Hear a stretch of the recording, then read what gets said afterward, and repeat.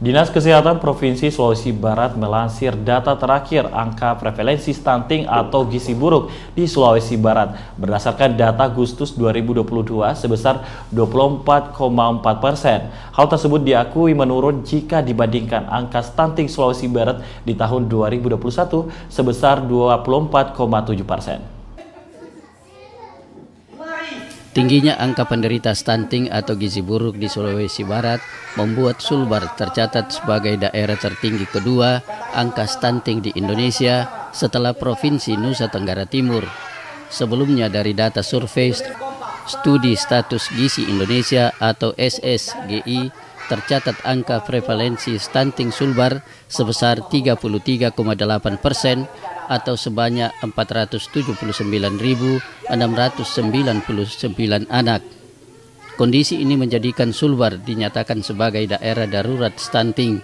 Terkait hal tersebut, Kepala Dinas Kesehatan Provinsi Sulawesi Barat, Dr. Gigi Asran Masdi, ditemui di ruang kerjanya mengungkapkan data terbaru. Menurutnya data status gizi per Agustus 2022 yang dikeluarkan Kementerian Kesehatan Republik Indonesia, akumulasi angka balita stunting Sulbar sebesar 24,4% di tahun 2022 atau menurun dibandingkan tahun 2021 sebesar 24,7%. Dr. Gigi Asran Masdi menjelaskan data ini merupakan data elektronik pencatatan pelaporan gizi berbasis masyarakat dari Kementerian Kesehatan berdasarkan hasil pelaporan seluruh puskesmas, pustu, dan posyandu se-Indonesia menggunakan metode by name by address. Jadi kita sebetulnya malu ada di status nomor 2 dari belakang. Ya. Kita melakukan upaya-upaya yang keras, upaya-upaya yang kolaborasi, yang insentif kita lakukan dengan teman-teman. Kita lakukan kebersamaan, baik itu program rutin. Jadi ada program gizi, penanggulangan gizi masyarakat. Ada program di Dinas Kesehatan. Ada program penanggulangan kesehatan ibu dan anak.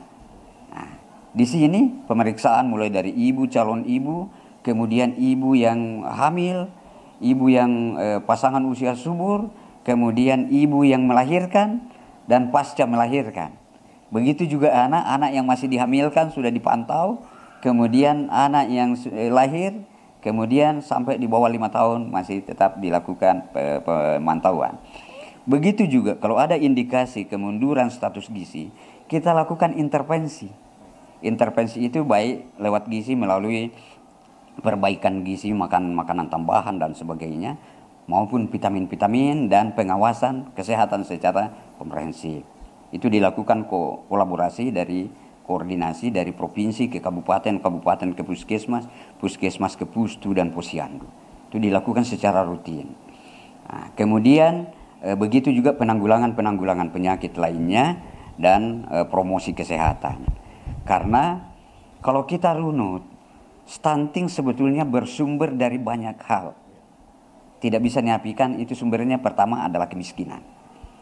Boro-boro seorang keluarga miskin mengatur status gizinya, pemenuhan sehari-harinya saja setengah mati. Sementara itu data persentase angka stunting Kabupaten Sulawesi Barat per Agustus 2022 masing-masing Kabupaten Majene sebesar 31,1%, Kabupaten Polman 22,5%, Kabupaten Mamasa 27,8%, Kabupaten Mamuju 27,4%, Pasangkayu 22,4%, dan Kabupaten Mamuju Tengah sebesar 14,6%. Resaldi Safitri, Muhammad Arif melaporkan.